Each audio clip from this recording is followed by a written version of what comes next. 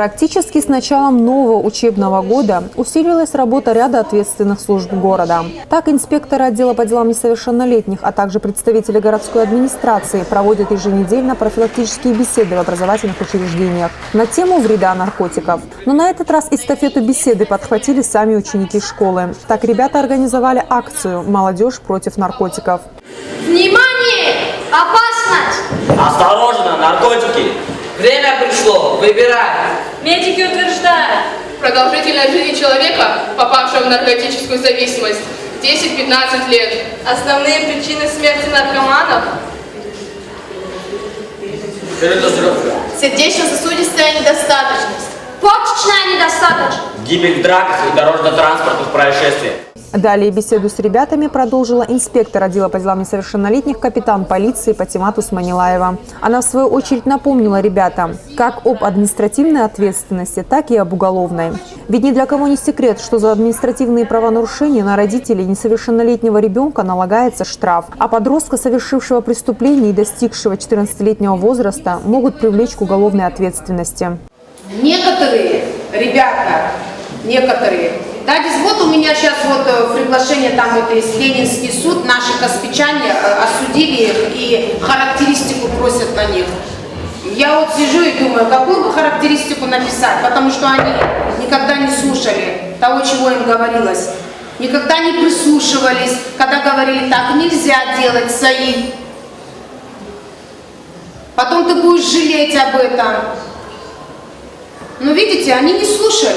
Есть такие, которые не слушают. Не всегда помогает вот эта вот профилактика. Отдельные ребята, они думают, что они самые-самые в этой жизни крутые. И вот, пожалуйста, сейчас пойдут и осудят их, и сядут они в детскую колонию, значит, туда, в Кизилюрт или в Россию отправят, или что, я не знаю, с ними.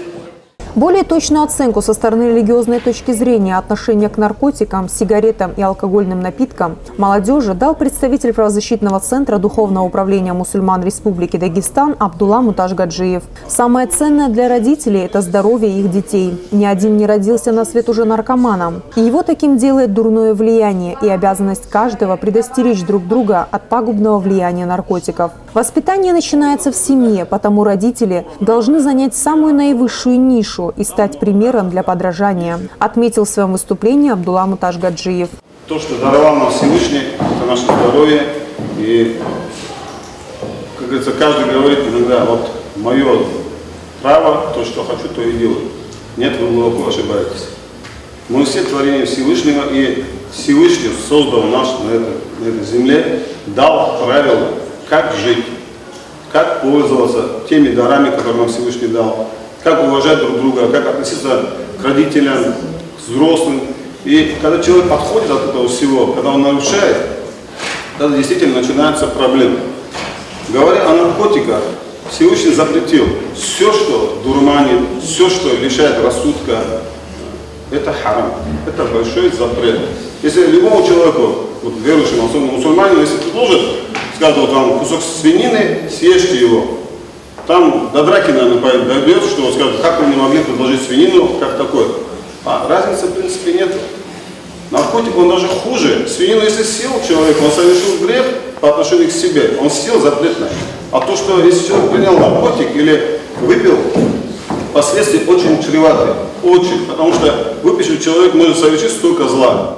Также более подробно о воздействии наркотических и дурманящих средств на организм и разум человека-подростка рассказали психологи и врачи-специалисты. Наибольшей популярностью среди подростков пользуется такое вещество, как насвай. Какой ущерб здоровью наносит его употребление, рассказала квалифицированный врач-специалист. В основном насвай вызывает такие вот последствия, как тошноту, рвоту, понос. И почти в 100% случаев вызывается рак губы, гортани, языка.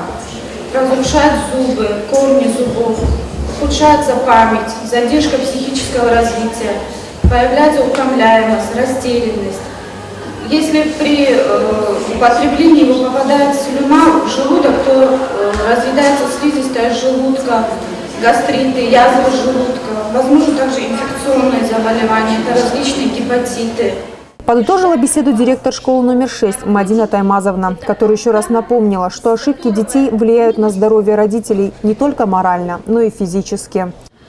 Я хочу подчеркнуть, что для взрослых, для учителей и родителей самое приятное – это ваши успехи и удачи. А самое дорогое, ребята, это ваше здоровье. Вы будущее страны. Вы опора и надежда вашим родителям на старость.